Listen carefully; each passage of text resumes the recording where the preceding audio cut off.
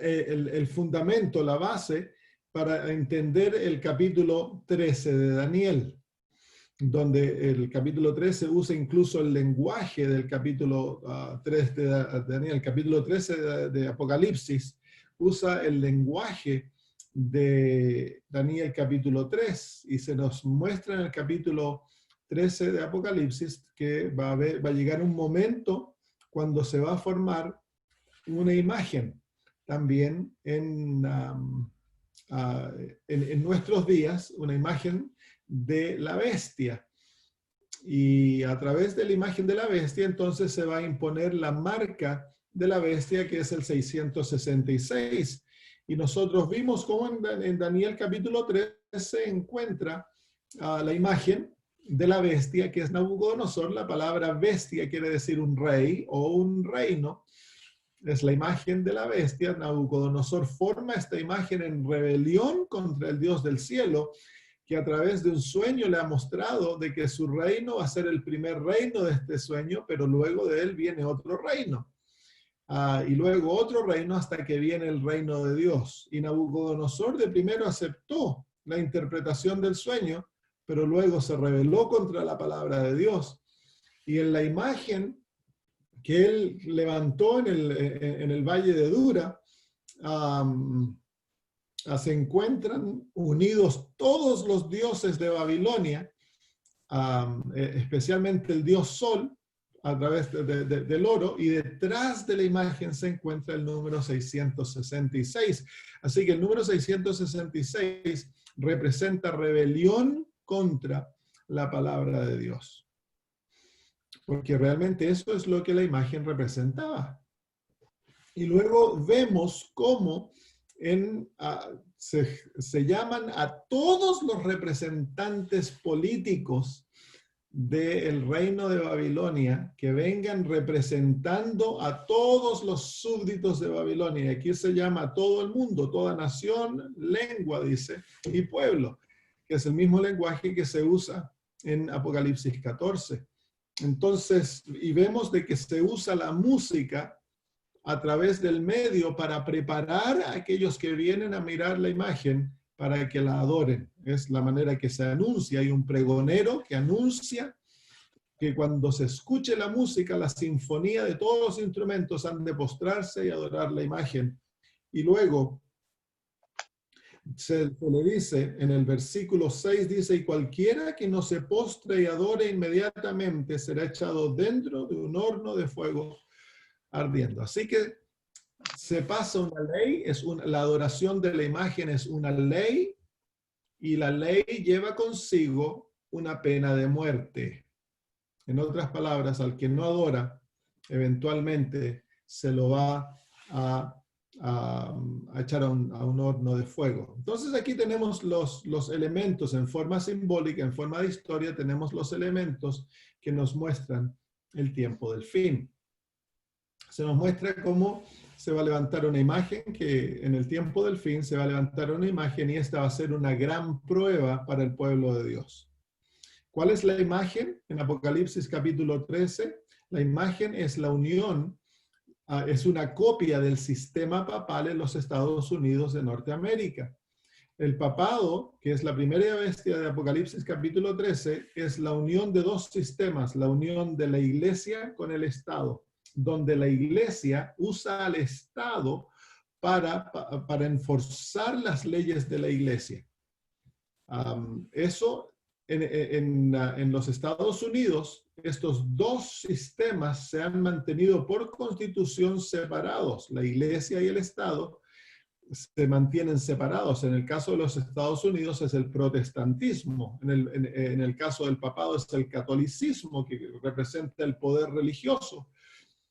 En Estados Unidos es el protestantismo, se mantiene separado del Estado, pero nos muestra la profecía en Apocalipsis capítulo 13, perdón, que estos dos poderes se van a unir y se van a pasar leyes que van a violar la conciencia, y eventualmente la ley va a venir, una ley dominical, una ley que va a violar directamente la ley de Dios. Y junto con ello viene lo que nosotros llamamos, por supuesto, la marca de la bestia, que es la imposición de la marca de la autoridad papal, que es el día domingo. Entonces eso es el último conflicto. Se van a pasar leyes que van a eventualmente ser seguidas por todo el mundo y eventualmente el pueblo de Dios va a entrar al periodo que se llama el tiempo de angustia. El tiempo de angustia comienza cuando se levanta la imagen, la unión de la iglesia y el Estado en Estados Unidos y eventualmente se eleva, se desarrolla hasta llegar a ser el tiempo de gran angustia. Y eso está ilustrado en nuestra historia por el horno de fuego. El horno de fuego es el tiempo de gran angustia, la historia de Daniel 13. Hablamos también un poco la semana pasada de cómo los medios de comunicación y especialmente los medios de entretenimiento han sido usados para preparar a la humanidad para someterse a este sistema. El pregonero, se podría decir aquí, son los medios de las noticias, son usados a través por los gobiernos para manipular a las masas, y los medios de entretenimiento, las películas, la música, los deportes, los medios de comunicación social, todos ellos han sido usados para poner la conciencia del ser humano y su raciocinio en neutro, que el ser humano ya no piense por sí mismo, que esté tan ocupado en el entretenimiento, en pasarla bien y todo eso, que ya su deseo de saber lo que es verdad y lo que es error es puesto en neutro, y el ser humano ya no piensa por sí mismo, sino que piensa lo que le es entregado a él. Y tristemente, hermanos, a muchos cristianos adventistas también nos dejamos guiar por la información que recibimos a través de todo esto. Nosotros hemos de juzgar todo por la palabra de Dios, y hemos de retener tan solo aquello que está de acuerdo con la palabra de Dios y el espíritu de profecía. Es por eso que el pueblo de Dios ha de estudiar las profecías. Hemos de estudiar las Sagradas Escrituras, porque ahí se encuentra la verdad. En el mundo no hay verdad, hermanos.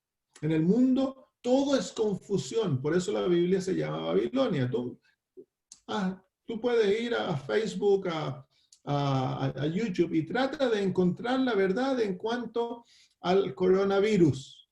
Y después de haber pasado una hora vas a salir más confundido de lo que entraste. Porque hay bandos, este presenta información y el otro presenta información y el otro presenta información y el gobierno dice otra cosa, y están dividiendo a la población tanto que no se puede conocer realmente la verdad. Entonces el propósito es crear un estado de confusión, porque cuando hay confusión el ser humano no puede obrar en forma racional. Entonces debemos nosotros ser guiados por la Biblia, por las Sagradas Escrituras, porque va a llegar el momento, hermanos, cuando tú y yo vamos a tener que hacer una decisión de ser fieles, y esa decisión de ser fieles nos va a costar la vida a muchos. Pero si tú no tienes claridad de mente, si tú no tienes tus principios bien establecidos, si tú no sabes lo que es verdad y lo que es error bien establecido, no vas a poder tomar una decisión definitiva. Entonces, la presión de las masas te va a llevar a someterte, porque va a crear miedo. Lo que ocurrió en muchos países en cuanto al coronavirus, se creó un estado de caos. Aquí en Australia, por ejemplo, tenemos en New South Wales, ayer hubieron 7 casos, y se está hablando de que se va a cerrar nuestro estado. Hay otro estado donde habían 200 y tantos casos, lo máximo llegó a 400 y tantos casos y se cerró totalmente, totalmente. La gente no puede salir de sus casas por 6 semanas. Un miedo terrible, la gente anda con máscaras, andan aterrorizados de pegarse. Y entre nosotros, en mi estado, 7 casos. No hay nadie en el hospital y hay un estado de pánico. ¿Por qué? Por la información que se le ha entregado a las personas. Entonces nosotros tenemos que aprender a juzgar y no tenemos que dejar que el miedo nos controle. Cuando tú eres controlado por el miedo, por el terror, se te acabó la capacidad de razonar y de juzgar los hechos a través de la verdad. Entonces, Daniel 3 nos enseña la capacidad que estos muchachos tienen de mirar la realidad que ellos están confrontando y ser capaces de escoger la verdad, no importa lo que cueste. Y esa decisión, esa actitud viene de Daniel capítulo 1, cuando ellos escogen ser fieles en algo pequeño, en cuanto a la dieta. Cuando ellos escogen a ello, entonces ellos se ve que ellos tienen una relación tan cerca con Dios. Y esa decisión tan efímera de no comer lo que les va a dañar su salud y su conciencia. Cuando ellos escogen eso, se están preparando para las decisiones más grandes que van a venir en el futuro. Es por eso que Dios, hermanos míos, nos ha dado la capacidad de hacer decisiones en cosas pequeñas. El ser fieles en el sábado. El ser fieles en pagar el diezmo. El ser fieles en la manera de vestirnos. El ser fieles en lo que comemos. Cuando nosotros escogemos ser fieles en estas cosas, estamos preparando a nuestra conciencia para ser fiel cuando vienen tiempos de gran crisis. Y el tiempo de la crisis está sobre nosotros. Vemos el caos que se está creando a través del mundo para poder introducir lo que nosotros hemos predicado por tantos años. Muy bien, vamos entonces al versículo 8. Versículo 8 del capítulo 3. Dice, por esto en aquel tiempo algunos varones caldeos vinieron y acusaron maliciosamente a los judíos. Aquí se encuentra el momento en que se enforza, la palabra es, se pone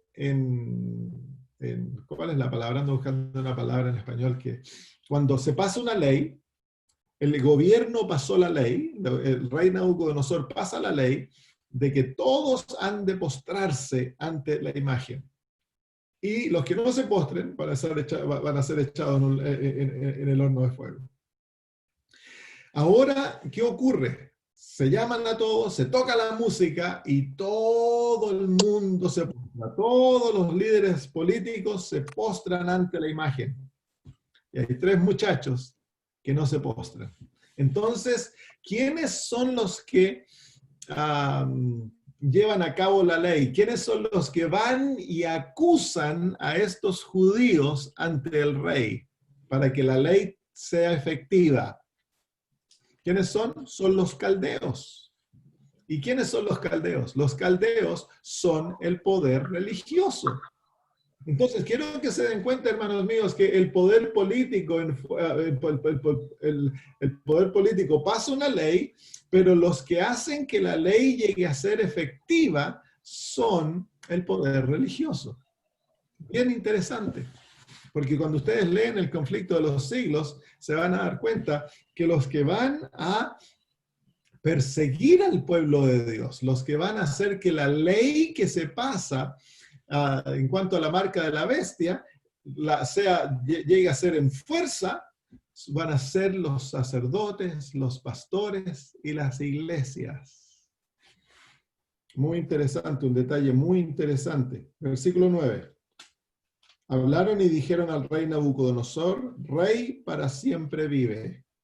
Tú, oh rey, has dado una ley que todo hombre, al oír el son de la bocina, de la flauta, del tamboril, del arpa, del salterio, de la zampoña y de todo instrumento de música se postre y adore la estatua de oro. Y el que no se postre y adore sea echado dentro de un horno de fuego ardiendo. ¿Se fijan ustedes que es el poder religioso que trae las noticias de rebelión ante el rey y le recuerda de la ley de la pena de muerte? Y dice, hay unos varones judíos, los cuales pusiste sobre los negocios de la provincia de Babilonia, Sadrach, Mesach y Abednego. Estos varones, oh rey, no te han respetado, no adoran tus dioses, ni adoran la estatua de oro que has levantado. Ahora, miren el nombre de los tres varones. Estos tres varones representan al remanente. Representan al remanente. ¿Se acuerdan del significado de sus nombres? Ananías, Dios ha favorecido. Misael, quien es como Dios es. Y Azarías, Jehová ayudó. Así que aquí se encuentran estos muchachos que han desarrollado una experiencia. El nombre representa el carácter. ¿Y cuál es el carácter de ellos? Dios favoreció. Ellos han aprendido a alabar el nombre de Dios y agradecer a Dios en todas las circunstancias de la vida. Esta es la experiencia del pueblo de Dios. Quien es como Dios es, tienen el carácter de Dios. Y el último es, Jehová ayudó. Tienen plena confianza en Dios. Tienen una fe inmovible. Esta es la experiencia del pueblo de Dios. Así que aquí traen a estos tres muchachos que han aprendido a confiar en Dios en todas las circunstancias. Tienen un carácter como el de Dios. La obra de la justicia de Cristo ha madurado en sus vidas y ahora reflejan el carácter de Cristo. Y el otro han aprendido a alabar a Dios en todas las circunstancias. Mire, vengan al libro de Mateo. Yo les voy a mostrar unos detalles aquí en el libro de Mateo capítulo 24, que refleja algo bien similar a esto. Mateo capítulo 24.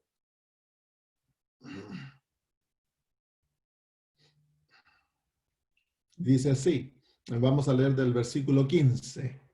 Mateo capítulo 24, versículo 15 dice, por tanto, cuando veáis en el lugar santo la abominación desoladora de que habló el profeta Daniel, el que le entienda. Dice, entonces los que están en Judea huyan a los montes. El que está en la azotea no descienda para tomar algo de su casa. Y el que está en el campo no vuelva atrás para tomar su capa, mas ay de los que estén en cinta y de las que críen en aquellos días. Tres grupos que se salvan y hay un grupo que hay un ay para aquellos grupos. Están los que están en, dice el versículo 16, dice, los que están en Judea huyan a los montes. Los que están en la azotea no desciendan para tomar algo de su casa. Y el que está en el campo no vuelva atrás para tomar su capa. ¿Quiénes son los que están en Judea? La palabra Judea viene de la palabra Judá. Y la palabra Judá quiere decir, Él será alabado. Él será alabado. Así que aquí tenemos un grupo, porque no todos nos vamos a ir a Judea, Israel, hermanos, para tratar de arrancar. Esto nos está representando una experiencia. ¿Cuál es la experiencia de aquellos que están en Judá? Ellos han aprendido a alabar a Dios, están alabando a Dios bajo todas las circunstancias de la vida, hermanos. Por eso el apóstol Pablo dice que el pueblo de Dios ha de aprender a dar gracias en todas las cosas y hemos de regocijarnos en todo, hermanos. Todo lo que pasa debe ser punto de regocijo y de alabanza a Dios, porque para el pueblo de Dios todo le ayuda bien. Pero, ¿por qué? Porque eso representa madurez cristiana, hermanos. Representa un carácter que está sometido a la voluntad divina y está dispuesto a que Dios sea Dios. Y lo que Él escoja, nosotros vamos a estar felices de aceptar. Entonces, el aprender a tener la experiencia de Ananías, el que Dios, ¿cómo es el nombre nuevamente? Mi mente está media dormida hoy día. Que Dios ha favorecido el nombre de Ananías. Dios ha favorecido. Es la experiencia de Judá, es la experiencia de alabar a Dios en todas las cosas. Ellos, dice que ellos van a arrancar a los montes, van a ir a una experiencia aún más alta en el medio de la persecución, en el medio de lo que nos viene a nosotros, aquellos que han aprendido a alabar a Jehová en todas las cosas y tienen plena confianza en Él. Entonces ellos van a subir a los montes, arrancan a una experiencia más alta. Luego están los que están en la azotea, que es el techo de la casa. ¿Qué es la azotea? La azotea representa dos experiencias en el Nuevo Testamento. Dice que si tú lo escuchas en privado, pregónalo desde la azotea, dice ¿cómo se llama? Jesucristo. Entonces, la azotea es símbolo de la predicación de la palabra de Dios, pero también se nos muestra el apóstol Pedro yendo a la azotea de la casa a orar, ¿se acuerdan? Entonces, la azotea representa la oración.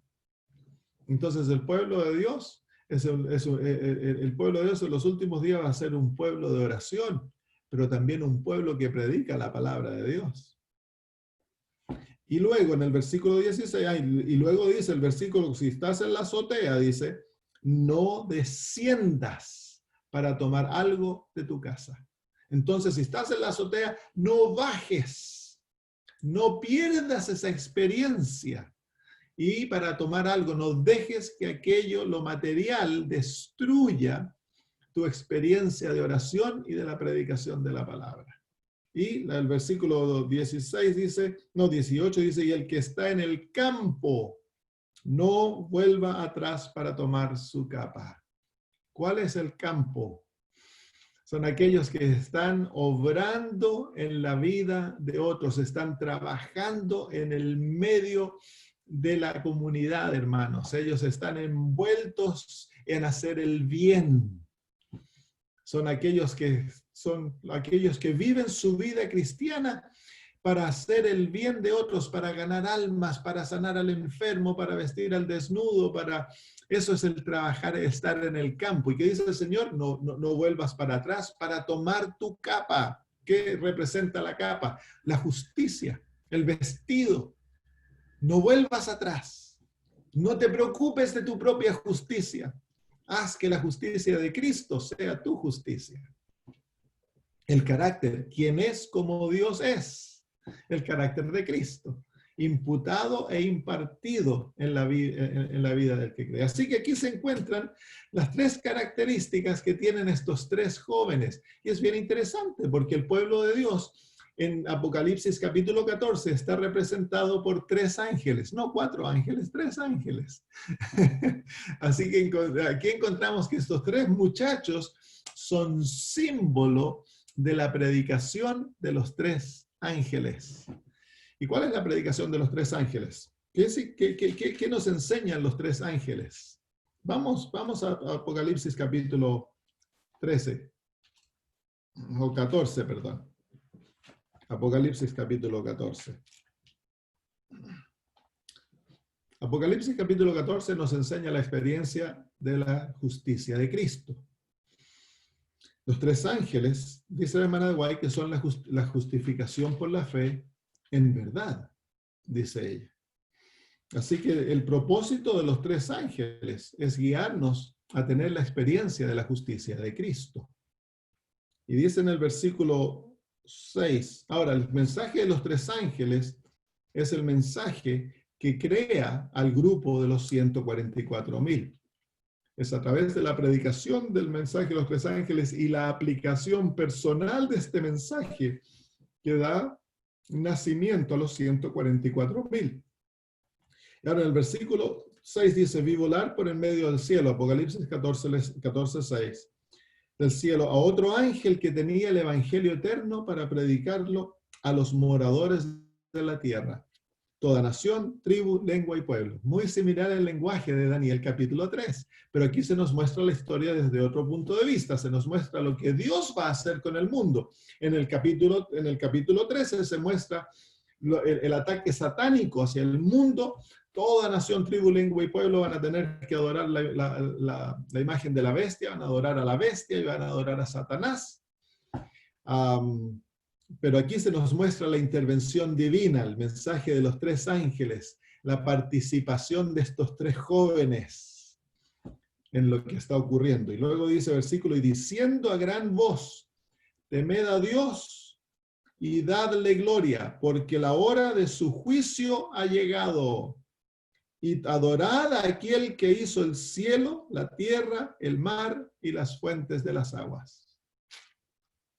Aquí una cosa uno se da cuenta, con el nombre de esos 3 muchachos, uno se da cuenta que Dios es el centro de su experiencia. Los 3 nombres. Nuevamente aquellos 3 nombres, ¿se acuerdan? Dios ha favorecido. Quien es como Dios es. El último, Jehová ayudó. Una cosa se da cuenta uno con estos 3 nombres, es que en el centro de la experiencia de estos muchachos se encuentra Jehová, Jehová Dios. Ellos no viven para sí mismos, ellos viven para servir a Dios. Ellos viven para alabar a Dios. Ellos viven para reflejar su carácter. Ellos dependen de Dios totalmente. En otras palabras, estos 3 muchachos demuestran la muerte al yo y ahora viven para Jehová. En el capítulo 14, versículo 7, el mensaje del primer ángel refleja esa experiencia. Miren, dice, temed a Dios, dadle gloria. ¿Por qué? Entonces nos da la razón, porque la hora de su juicio ha llegado. Y adorad a aquel que hizo las fuentes de las aguas y todas esas cosas. Entonces aquí el propósito del mensaje de los 3 ángeles es llevar al pueblo de Dios, del primer ángel, es llevar al pueblo de Dios al abandono del yo, para que nuestra vida se centre en Cristo. Eso es lo que nosotros hablamos de la muerte, de la crucifixión del yo, hermanos míos, donde hemos de morir con Cristo, ser enterrados con Él, para que sea Cristo el que viva. Y que nuestra vida sea no para complacernos a nosotros mismos, sino que nuestra vida sea vivida para complacer a Cristo, a Dios, y hacer su voluntad en todas las cosas. Esta es la experiencia que el pueblo de Dios ha de tener. Por eso se llama a los 144,000 siervos de Dios. Ellos ya no tienen su propia voluntad. Ellos ahora han entregado su voluntad y han llegado a ser siervos de Dios. Viven por la voluntad de Dios, hermanos. Y ese es el resultado del mensaje del primer ángel. Esa es justicia por fe, hermanos, donde el Señor nos da su justicia y nos transforma en su imagen. Es por eso que esta experiencia nos va a llevar a tener la experiencia de Ananías, el creer que Dios nos ha favorecido, que Dios está con nosotros, sea bueno o nos parezca malo lo que estamos viviendo, si hemos aprendido a negar el yo. El yo ha sido crucificado, entonces ahora vamos a darle gloria a Dios y lo vamos a alabar en todas las cosas y vamos a agradecerle en todo, hermanos. Vamos a ser un pueblo feliz, ya sea que estemos en la cama, en el hospital muriendo, vamos a tener una sonrisa, o las cosas estén marchando y tengamos una buena situación económica. Vamos a estar alabando al Señor y vamos a vivir para su gloria, no para nuestra gloria.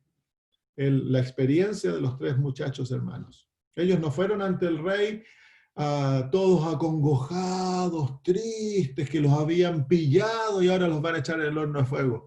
Ellos fueron ante el rey con plena confianza, confiando en el Dios de ellos. Lo vamos a ver en un poquito. El mensaje del segundo ángel, miren, el mensaje del segundo ángel dice, ha caído Babilonia, la gran ciudad, porque ha hecho beber a todas las naciones del vino del furor de su fornicación. Este es un canto de libertad. Antes que yo pueda hablar de aquella Babilonia, la Babilonia que me controla a mí, que es el yo, es el egoísmo. El principio del pecado es el egoísmo, una vida centrada en mí, que es el principio de Babilonia, donde se levanta el yo a tal punto que llega a nacer el papado, un hombre que se cree Dios y que demanda que todo el mundo lo adore. Esa es la expresión máxima del yo, hermanos. Pleno egoísmo, una vida centrada en mí, que todo el mundo se fije en mí, que yo soy el mejor, en la iglesia se manifiesta esto de mil y una manera, en el hogar se manifiesta de mil y una manera.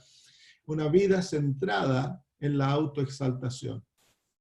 El mensaje del primer ángel nos enseña y nos da el poder para derrotar al yo. El mensaje del segundo ángel es una proclamación, es un canto que dice: Babilonia ha caído, ha caído, ha caído, ya no me controla. He sido libre del principio del yo, ha sido crucificado, ha sido enterrado, ahora es Cristo el que vive. El pueblo que tenga esta experiencia, entonces ellos, solo ellos van a tener el poder para predicar este mensaje al mundo y indicar cuál es la Babilonia. Porque si yo soy un papa en mi casa, donde demando que mi esposa haga lo que yo digo y me enojo si no se hace lo que yo digo, y yo soy un pequeño papa, tengo el principio del papado en mi corazón, todos lo tenemos. Si ese papa no ha muerto, yo no tengo derecho a apuntar el dedo al papa de la Iglesia Católica, hermanos, porque soy hipócrita. Sí, miren, piensen en esto, hermanos. El papa, ¿qué es lo que hizo? Cambió la ley de Dios. ¿Por qué cambió la ley de Dios? Porque no le convenía, pues. Él se cree Dios, entonces él cambia la ley de Dios para que él se sienta cómodo y llegue a ser un símbolo de su autoridad. El símbolo del papado es el hecho que él cambió la ley de Dios. ¿Saben ustedes que nosotros hacemos lo mismo? El Señor dice: no tomes café. Es algo pequeñito. ¿Y qué hacemos nosotros? Pero si no importa, decimos, si una tacita al día, ¿qué importa? ¿Qué estás haciendo? Tú te estás sentando sobre Dios y le estás cambiando lo que Él dice y acomodas su ley a lo que a ti te parece. Ese es el principio del papado, hermanos. El Señor dice: no usen joyas. Pero si un arito, no importa, si un collar, que si nadie me lo ve, lo ando usando yo, nomás me lo regaló mi mamá. Pero si el Señor dice: no uses, ¿por qué es que nosotros vamos y cambiamos la ley de Dios? El Señor dice: no tomes vino, pero sí un vasito. No comas esto, pero sí un poquitito. ¿Y qué estamos haciendo? Se manifiesta el principio del papado. El yo está sobre la autoridad divina. Es el principio de Daniel 13, Daniel 3, donde Nabucodonosor se revela en contra de la palabra de Dios. Y él establece una imagen que desafía a Dios y establece leyes que viola lo que Dios ha dicho. Exactamente el mismo principio. El yo ensalzándose sobre Dios. Es el principio de Babilonia. Y para el pueblo de Dios, los 144,000 hermanos, ese principio ha sido derrotado.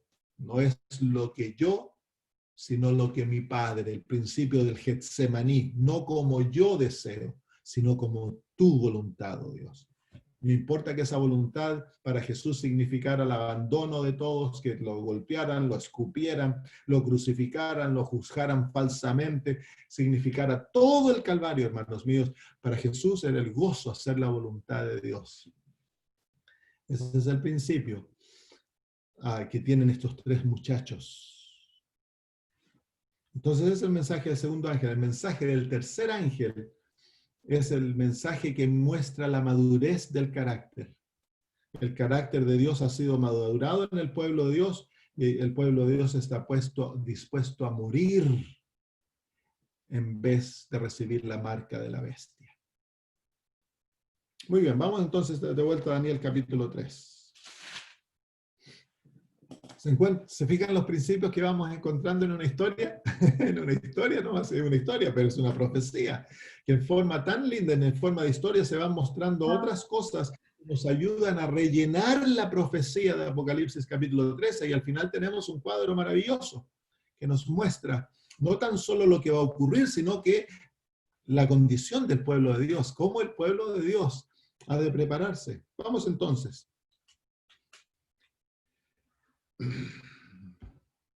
Entonces el pueblo, vamos de vuelta a Daniel 3, el pueblo es acusado. ¿Por quién es acusado? Por la iglesia. La iglesia es la que pone en fuerza la ley.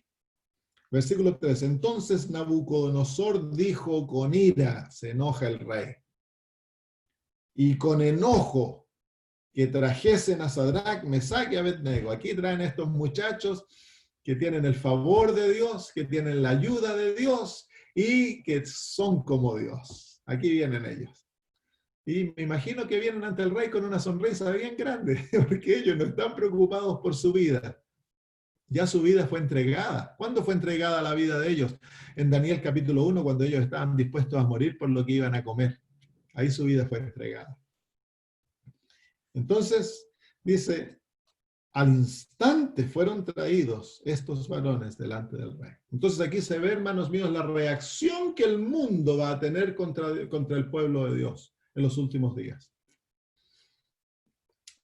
En Mateo capítulo 24, el Señor Jesús nos habla, nos muestra esto. Si vienen a Mateo 24, nuevamente. Mateo 24, en el versículo, desde el versículo 4, dice así. Mateo 24, 4, no pierdan Daniel. Dice, respondiendo Jesús les dijo, mirad que nadie os engañe, porque vendrán muchos en mi nombre diciendo yo soy el Cristo, y a muchos engañarán. Y oiréis de guerras y rumores de guerra. Mirad que no os turbéis, porque es necesario que todo esto acontezca, pero aún no es el fin. Porque se levantará nación contra nación y reino contra reino, y no habrá pestes, y habrá pestes y hambres y terremotos en diferentes lugares. Ahí estamos, en ese estamos. Ahora el versículo 8. Dice, y todo esto será principio de dolores. Versículo 9, entonces os entregarán a tribulación y os matarán. ¿Se fijan, hermanos, que hay un cambio desde el versículo 8 al versículo 9 hay un cambio? Desde el versículo 4 al versículo 8, la iglesia se encuentra durante ese tiempo, pero el mundo no le tiene odio. El mundo no la persigue. El mundo no la quiere matar.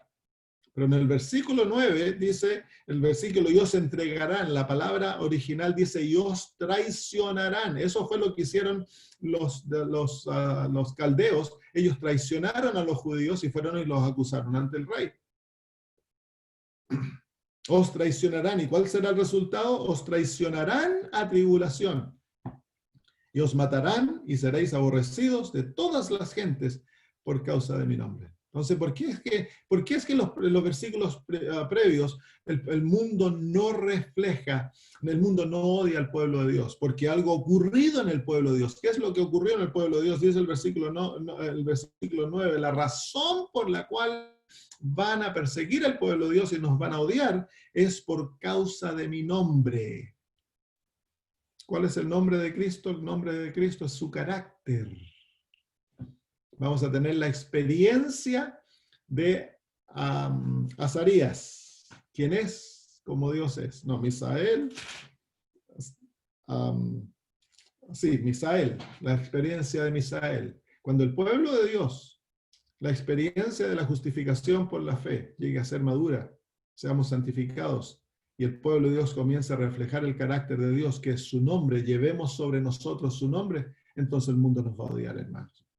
Porque eso siempre se manifiesta en obediencia, en fidelidad a Dios. No es posible, hermanos, que aquel que participa de la experiencia de la justicia de Cristo y es justificado y es santificado, que él siga viviendo como el mundo vive y que es desobediente como el mundo es desobediente y espera la salvación. No, la verdadera experiencia de la justicia de Cristo que es otorgada al pueblo de Dios lleva al pueblo de Dios a ser fieles a Dios, pase lo que pase. Y es esa actitud que el mundo odia. Una actitud de plena fidelidad a Dios, que pase lo que pase, caigas al cielo, el pueblo de Dios no va a doblarse. Y eso es lo que vemos en Daniel 3. Vamos de vuelta a Daniel 3.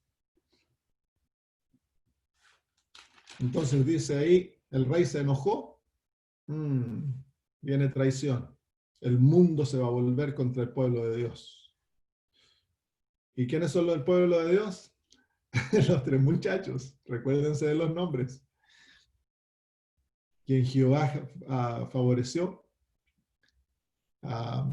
quien es como Dios es, y a quien Jehová ayudó. Su vida está centrada en Jehová. Luego vamos al versículo 15. Versículo 14, perdón. Habló Nabucodonosor y les dijo, ¿es verdad, Sadrach, Mesach y Abednego, que vosotros no honráis a mi Dios, ni adoráis a la estatua de oro que he levantado? Quiero que vean una cosa, en esta crisis, el pueblo de Dios comparece directamente ante el rey. Estos muchachos a mí me parece que no habían antes visto al rey, sino que Daniel había hablado en favor de ellos. Por ello, ante el rey los había puesto en posiciones importantes. Daniel vino ante el rey, no este muchacho, no estos muchachos, pero en estas crisis, ahora ellos tienen la oportunidad de venir ante el rey y ven la cara del rey. Cuando venga esta crisis, hermanos míos, el pueblo de Dios se le va a dar la oportunidad de comparecer ante los grandes del mundo, hermanos, para testificar por nuestra fe. Viene una obra increíble. Dios va a usar el pueblo de Dios, va a ser lleno del Espíritu Santo y el pueblo de Dios va a estar ante todo el mundo, en los diarios, en Facebook, Twitter, TikTok, todo eso. O sea, la gran controversia que viene, hermanos míos, va a ser artículo número 1. Va a estar en las primeras páginas de todas las cosas. Es el último conflicto y Dios va a asegurarse que sea público, no va a ser algo secreto. Este conflicto se va a manifestar en todos lados y Dios va a usar a su pueblo para incluso llegar a los poderosos de la tierra, a los ricos, a los grandes, a los reyes, a los primeros ministros. Todos ellos van a ser testificados. Lo vemos ahí claramente. El pueblo de Dios es llevado ante ellos. Y la pregunta es, ¿están dispuestos a adorar? Viene primero una invitación a adorar. No se los amenaza de muerte inmediatamente, sino que viene una invitación. ¿Están dispuestos? Esa hermana White se le va a ofrecer al pueblo de Dios posiciones importantes, se les va a ofrecer ventajas financieras, se los va a tratar ¿cómo la palabra en español se les va a tratar de alentar, se les va a tratar de manipular para que ellos se postren. Y luego dice, versículo 15, dice, ahora pues, ¿estáis dispuestos para que al oír el son de la bocina, de la flauta, del tamboril, del arpa, del salterio, de la zampoña y de todo instrumento de música os postréis y adoréis la estatua que he hecho? La invitación nuevamente, ¿estáis dispuestos? Porque si no, ahora viene el segundo paso, porque si no la adorareis, en la misma hora seréis echados en medio de un horno de fuego ardiendo, y que Dios será aquel que os libre de mis manos. Poder absoluto creía que tenía Nabucodonosor, se olvidó del sueño antes, de lo que Daniel le dijo, que hay un Dios en los cielos, que Él es el que pone y saca reyes, que Él está a cargo de todo. Entonces, hermanos míos, aquí vemos que el pueblo de Dios va a crear una ruptura en lo que el mundo cree que ha alcanzado. El mundo está buscando un nuevo orden mundial, el mundo está tratando de traer una unidad contra el Dios del cielo, poner a todo el mundo bajo el paraguas, se puede decir así, de una unidad contra el Dios del cielo. Pero el pueblo de Dios va a destruir aquella gran unidad que el mundo cree que ha alcanzado. De repente se van a dar cuenta que hay un pueblo que no está dispuesto a doblar la rodilla, hermanos. Un pueblo que no está dispuesto a ser infiel. Un pueblo que no está dispuesto a violar los mandamientos de Dios.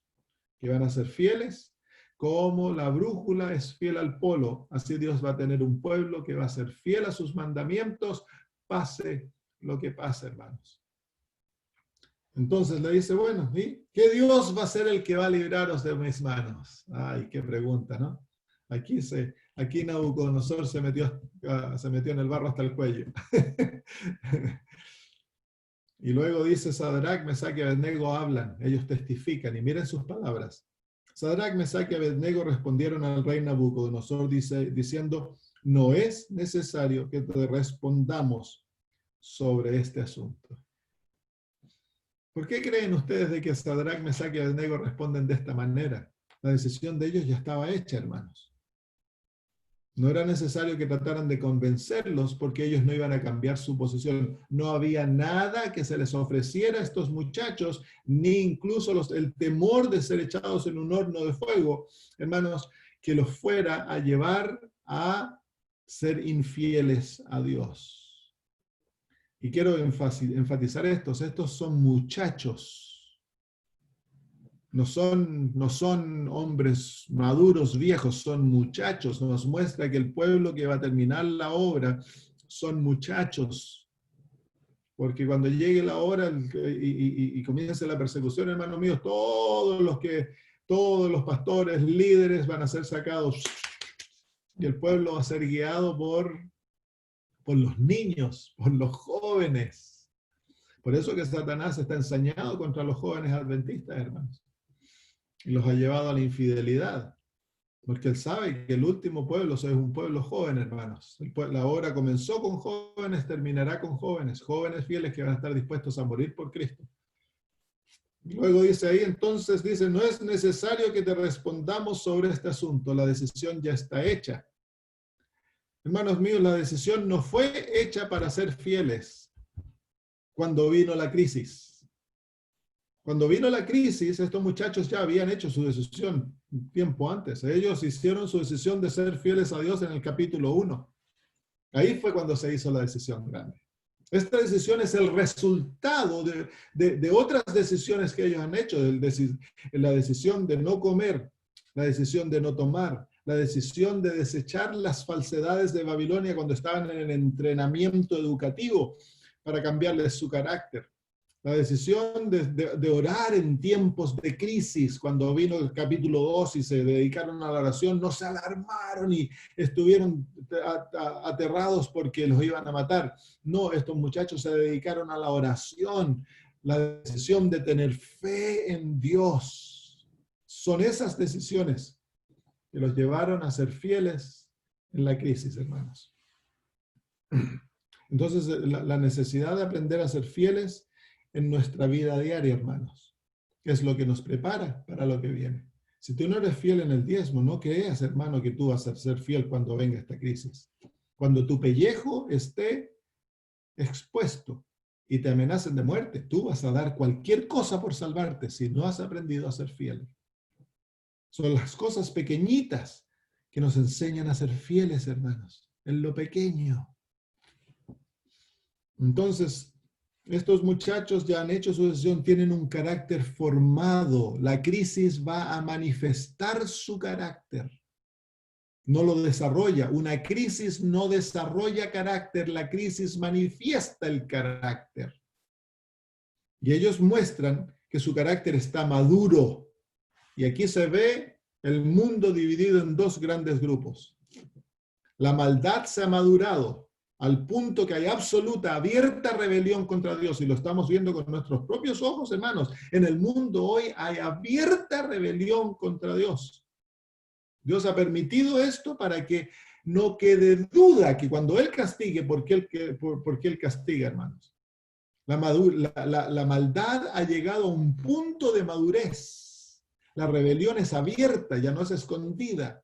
La violación de los mandamientos de Dios es maduro, pero lo último que ocurre es que en forma pública los gobiernos y las iglesias se van a poner en contra de Dios manifestando una ley que viola su ley. Ese es el último punto, y es ya cuando la rebelión llega a lo último y ante los ojos de Dios y del universo, la madurez se ha cumplido. Pero en el otro lado, el pueblo de Dios va a manifestar madurez también en una absoluta obediencia que es basada en el amor a los mandamientos de Dios, y no va a haber qué destruya aquella obediencia. Ellos van a morir en vez de desobedecer la ley de Dios. El carácter ha sido madurado.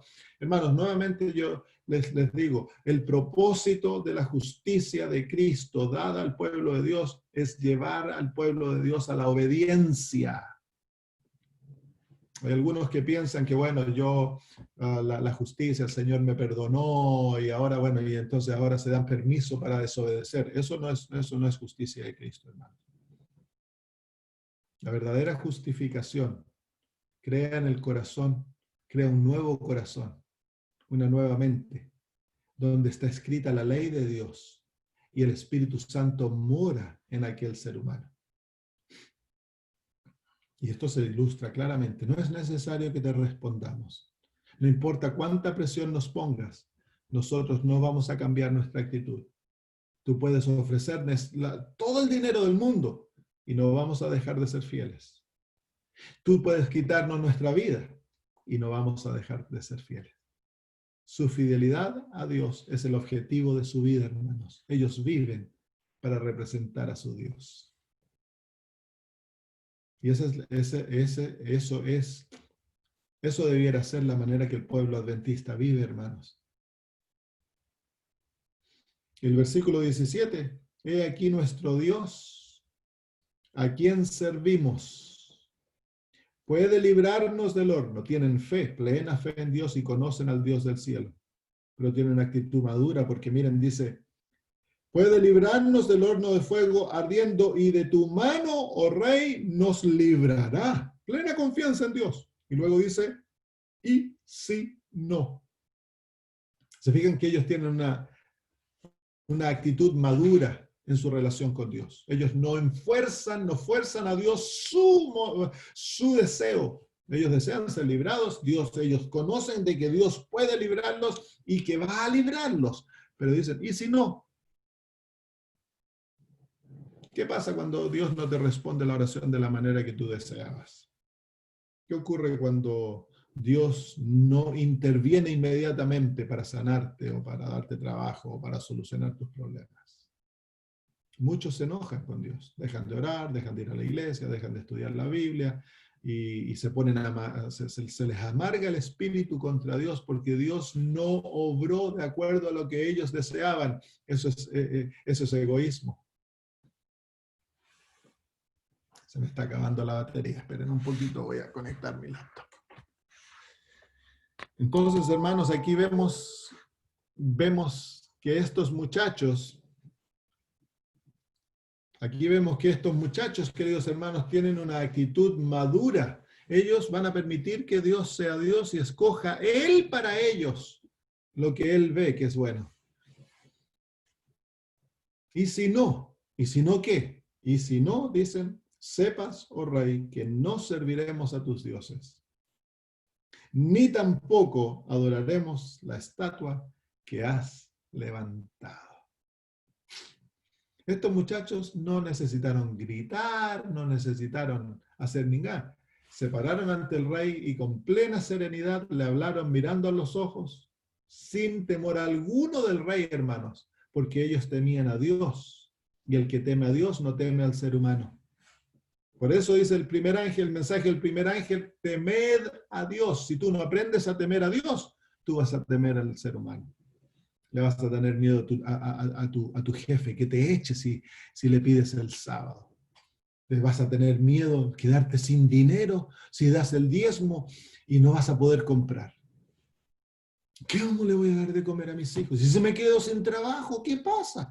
Hermano, si tú temes al Dios del cielo, entonces el Señor, Dios del cielo, te va a cuidar y va a proveer y te va a guiar. Él nunca te abandonará. Pero aquí parece que a estos muchachos Dios los abandona. Todas las circunstancias dicen de que Dios no los está cuidando, están ante el rey. Ahora los van a echar al fuego. ¿Dónde está Dios? Si estos muchachos han servido a Dios, le han sido tan fieles. Miren en Babilonia, no comieron, no tomaron, no se doblegaron a las enseñanzas, se han mantenido fieles. ¿Cómo es que Dios no los defiende? Este Dios es un Dios malo. Pero es que Dios tenía un propósito, hermanos. Permitió que estos muchachos fueran echados al horno de fuego. El Dios del cielo permitió que estos muchachos fueran al horno de fuego, muchachos buenos. Sí, ¿Por qué? Porque los iba a usar para manifestarse ante los ojos del rey, y él mismo vino a defenderlos en el horno de fuego, y él se apareció al lado de ellos, hermanos. ¿Qué hubiera ocurrido si estos muchachos se hubieran doblegado y se hubieran sometido a la autoridad del rey, y ahí atemorizados hubieran ido y adorado la imagen? Porque si no, nos van a matar. Nunca habrían visto al Dios del cielo defendiéndolos en frente del mundo. Y eso es lo que ocurre con la infidelidad. Cuando somos infieles a Dios, nunca vas a ver al Dios del cielo manifestándote en tu favor.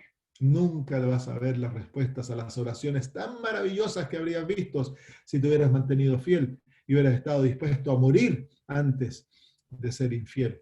Entonces ahí, el que vive así una vida, nunca cree de que Dios responde, nunca sabe si Dios está al lado de él. ¿Por qué? Porque no puede, pues sí, no le permite a Dios. Dios nos guía hasta el punto, hermanos, muchas veces, que pareciera que estamos en las horas más terribles y que va a ocurrir lo peor. Y somos probados a lo máximo. Y ahí es cuando Dios abre el mar rojo. Ahí es cuando Dios detiene el sol. Ahí es cuando, hermanos míos, Jesús se manifiesta en el medio del fuego. Dios siempre, siempre, o muchas veces se manifiesta en lo último.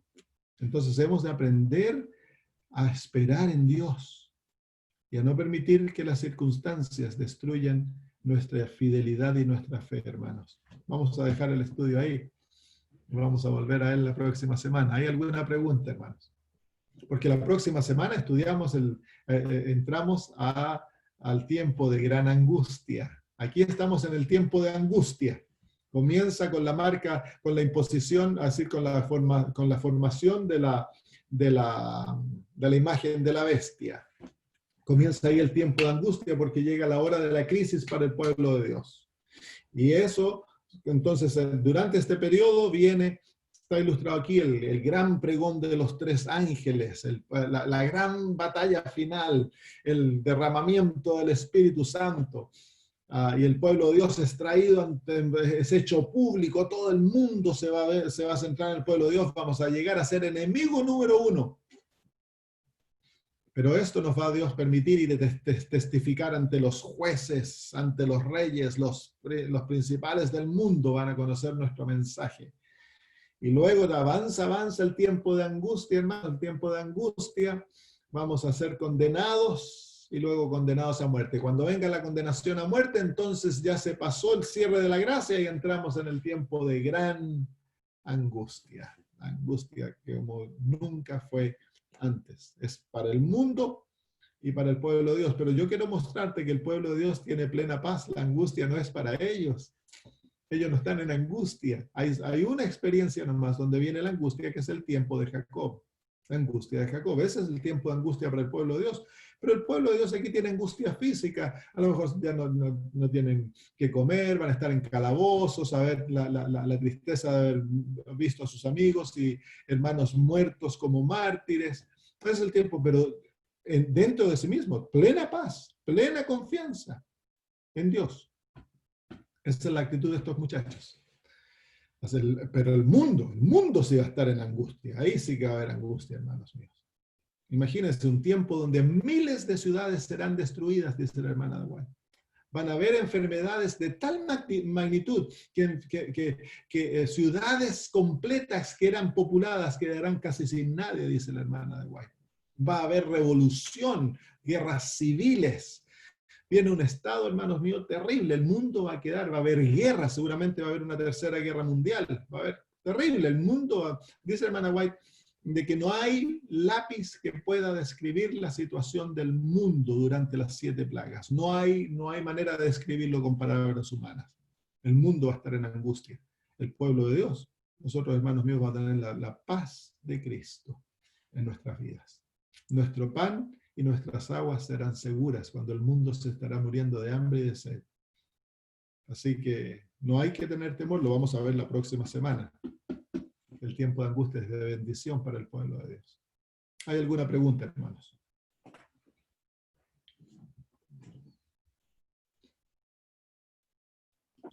Bien, hermanos, este es el espacio para hacer preguntas. Usted puede habilitar de nuevo su micrófono, hacerle pregunta al pastor.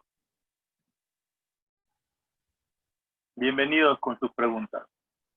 Claro, no tengan miedo. Si yo no soy el rey Nabucodonosor.